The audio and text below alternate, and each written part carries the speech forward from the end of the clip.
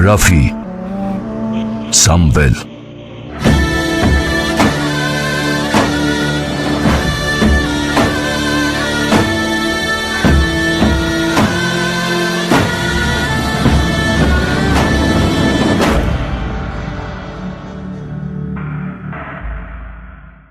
Որսորդություն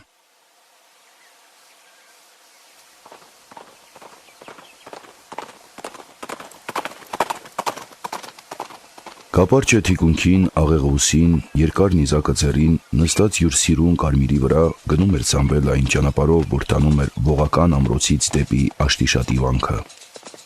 Ուրախ նժույգը խաղում էր, ոսტույններ էր գործում, կրծոտում էր յուր սանձը և մի քանի րոպեում նրա բերանը պատվեցավ սպիտակ փրփուրով։ Բայց շուտով մեղմացավ նա, կարծես մի առանձին տխրությամբ զգալով, թե ինչու յուր տերը չէ պատասխանում յուր զվարճություններին։ Ամեն անգամ, երբ պատահում էր նրան յուր տիրոջ հետ որսորդության գնալ, նա 1001 փաղաքշանքներով խրախուսում էր, քաջալերում էր նրան։ Բայց այսօր ինչու նա այդպես լուռ էր, ինչու ոչինչ չէր խոսում, այդ էր, որ տխրեցրել էր խելացի անասունին։ Նրա պտրանքից ոչինչ պակաս չէր, որ պատճառ տար վշտանալու նրան։ Գլուխը զարդարած էր փոքրիկ վարդագույն փունջերով, որ փռված են արծաթյա զանգակաձև կոճակների մեջ։ Պարանոցին կապած ուներ նույնպես արծաթյա փողապատը, ռաշմա, որի փոքրիկ փուլիկները գլխի ամեն մի շարժման միջոցին ախորժելի ձայներ էին հանում։ Իսկ պարանոցի ներքին մասը զարդարված էր գույնզգույն հուլունքներով շարած մանյակով, որ վերջանում էր եռանկյունաձև թալիսմանով, որ նկարած էր ուղիղ լայն կուրծքի վրա։ Այդ ապահովացնում էր նրա կյանքը չար աչքից կամ չար պատահարից։ Ասպանդակները և թամբի ղաշը շինված էին զուտ արծաթից, իսկ ամբողջ թամբը պատած էր ընձ ու մորթով։ Երկու միագույն բարակներ թանկագին վսկապներով վազում էին իշխանի առջևից, իսկ ետևից գալիս էին երկու զինակիրները, որոնց յուրաքանչյուրի ձեռքի վրա նստած էր մի բազե։ Զինակիրները նույնպես զարմանում էին իշխանի լոռության վրա, նկատելով, որ նա խորին ինքնամոռացության մեջ քշում է յուր ծին, առանց հետաքրքրվելու յուր շրջակայքով, առանց հետաքրքրվելու և զանազան երեներով, որ ճանապարհին հաճախ հանդիպում էին նրանց։ Ճանապարհը գնում էր մի ձորի միջով, որի աջ և ձախ կողմերի լեռները պատած էին խիտ անտառով։ Արևի պայծառ ճառագայթները չէին թափանցում ծառերի սաղարթախիտ ոսტերի միջով, որոնք ճանապարհի երկու կողմից մոտենալով գրկվել էին, հյուսվել էին միմյանց հետ և կազմել էին մի կենդանի կանաչազարդ կամար։ Տեղ-տեղ լայնանում էր ձորը և նրանց առջև բացվում էին կանաչ թավիշապատ մարգեր, սփռված գույնզգույն ծաղիկներով։ Քաղցր էր թռչունների վաղորդյան աղմուկը, քաղցր էր տերևների մեղմ սոսափյունը և ավելի քաղցր մրմնջում էր լեռնային գետակը, որ շտապով վազում էր թխապատ ափերի միջով։ Ամեն ինչ ազդում էր բերքրություն, ամեն ինչ շնչում էր կյանք և ուրախություն,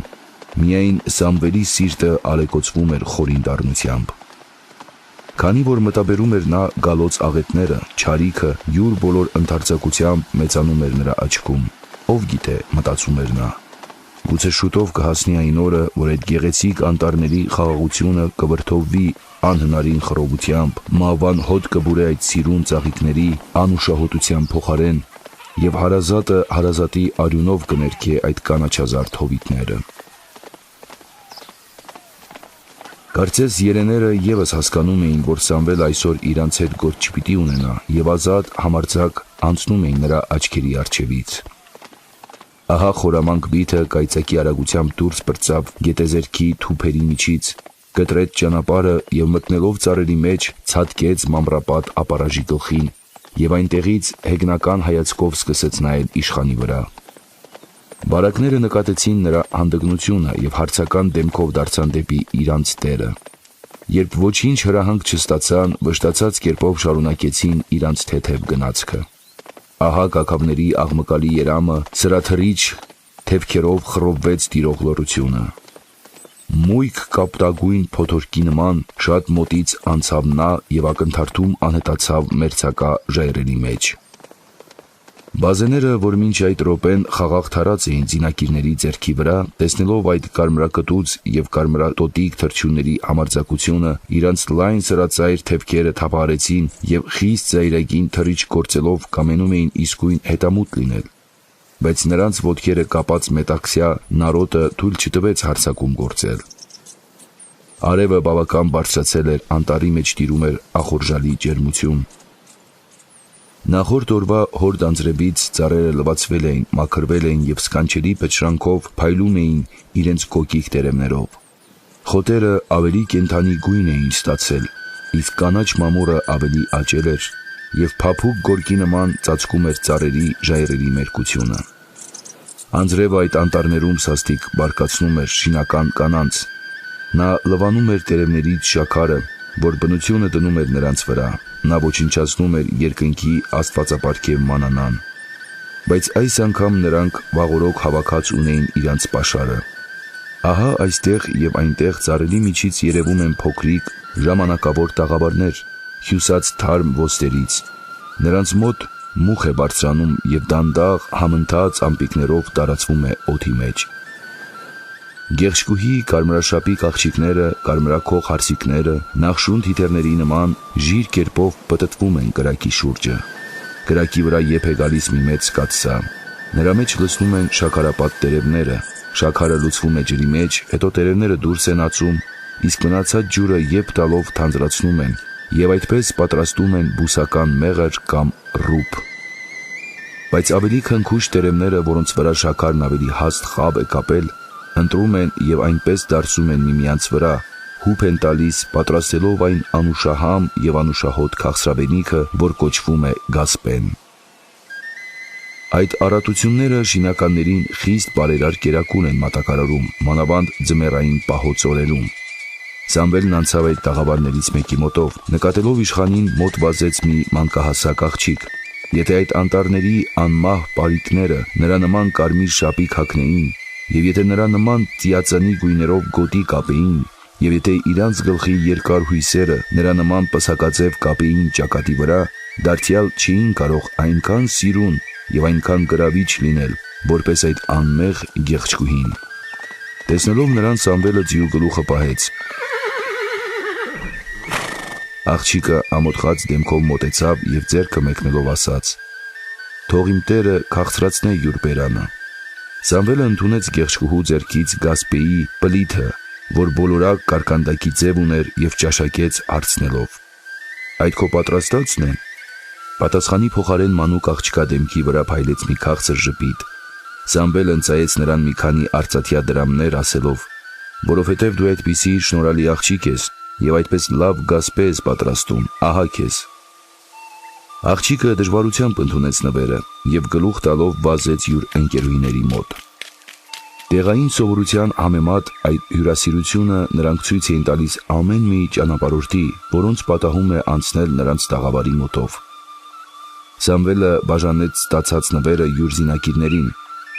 Որքան արևը բարձրանում էր, այնքան ճանապարհի անցուդարձը ավելի կենդանություն էր ստանում, այնքան հաճախ պատահում էին քաղաքացիք, շինականներ, որոնք գնում էին դեպի զանազան կողմեր։ Քաղաքացիք նստած էին ծիանների կամ ջորիների վրա, իսկ գյուղացիք գնում էին ոտով։ Ոտով գնացողները, հենց որ տեսնում էին իշխանին, քաշվում էին ճանապարհի մի եզրում, կանգնում էին և երբ նա մոտենում էր, խոնարհությամբ գլուխ էին տալիս և այնքան սպասում էին, մինչև անցնում էր։ Սամվելը բոլորի համար խոսք ուներ, բոլորին ողջունում էր և բոլորի առողջությունը հարցնում էր։ Իսկ ձիաների կամ ջորիների վրա նստածները ցած էին իջնում երիվարներից, նույնպես դուրս էին գալիս ճանապարհից և խոնարհ դեմքով կանգնում էին իրանց գրաստների կողքին, երբ նա մոտենում էր, գլուխ էին տալիս։ Այդ սովորությունը սաստիկ ատում էր Սամվելը, և այդ էր պատճառը, որ նա հեռվից ձեռքով նշան էր տալիս, որ չանհանգստացնեն իրանց։ Բայց նրանք չէին դադարում արժանավոր հարգանքը մատուցել իրանց երիտասարդ իշխանին։ Սամվելը շատ սիրված էր ժողովրդից։ Նրա քաղցր ու մեղմ բնավորությունը, նրա անսահման գութն ու բարությունը, թե դեպի շինականը և թե դեպի քաղաքացին, նրա անձը պաշտելի էին կացուցել։ Նա չուներ ուրիշ նախարարական տների մեծամիտ երիտասարդների ոչ անգթությունը եւ ոչ արհամարանքը, որոնց աչքում իրանց ազնվարյուն նժույգը, շունը, բազեն ավելի արժանավորություն ունեին, քան թե Ռամիկը։ Այդ էր պատճառը, որ շինականների մեջ մի տեսակ օտարոտի կարծիք էր կազմվել Սամվելի մասին։ Կարծես իշխան չլինի, ասում էին նրանք, ոչ ծեծում է եւ ոչ հայհոյում է։ Դուրս գալով ձորից ճանապարհը թեքվեցավ դեպի լեռնային զառիվայրը, եւ այստեղից բացվեցավ Սամվելի առջև մուշի լայնածավալ դաշտը։ Ներքևում մթին նվիրական ծառաստանի միջից հազիվ երևում էին Աշտիշատի վանքի բարձր գմբեթները, իսկ վանքի մոտ տարածվում էին Hamanun ավանը, որ ավելի մի փոքրիկ քաղաքի տպավորություն էր գործում։ Այդ ավանը Մամիկոնյանների սեփականությունն էր։ Մի մարդ երկար գերանդինուսին դրած, դանդաղ քայլերով առջևից գնում էր դեպի ավանը։ Գարուն եկեր անուշով Նա եղանակում էր մի երգ, որի բառերը կլանվում էին զգացմունքի եւ ուրախ հնչյունների խորին հոսանքի մեջ։ Նա այն աստիճան գրավված էր յուր երգով, որ բնավ չէր լսում յուր ետևից տրոփող սմբակների ձայնը, մինչև Սամվելը կոչեց նրան. Մալխազ։ Յուղացին ետ նայեց եւ տեսնելով իշխանին ուրախ դեմքով մոտեցավ, մտերմաբար բռնեց նժույգի սանձից եւ կանգնեց նրա մոտ։ Նրա այրական դեմքը, ամուր կազմվածքը արտահայտում էին մի անվաստակելի բնավորություն։ Դու ինձ պետք ես, Մալխազ, ասաց Սամվելը։ Քո ծառան ահա յուր տիրոջ սպասումն է, պատասխանեց գյուղացին։ Այժմ ոչ, էգուց երեկոյան կգաս ամրոցը, ուղիղ ինձ մոտ։ Գյուղացին ի նշան յուր խոնարհության գլուխը շարժեց։ Սամվելը անցավ։ Գյուղացին դարձյալ շարունակեց յուր երգը։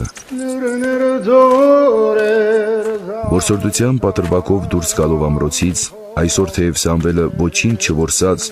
բայց նա պատահմամբ որսած մի մարդ, որ իրան հարկավոր էր։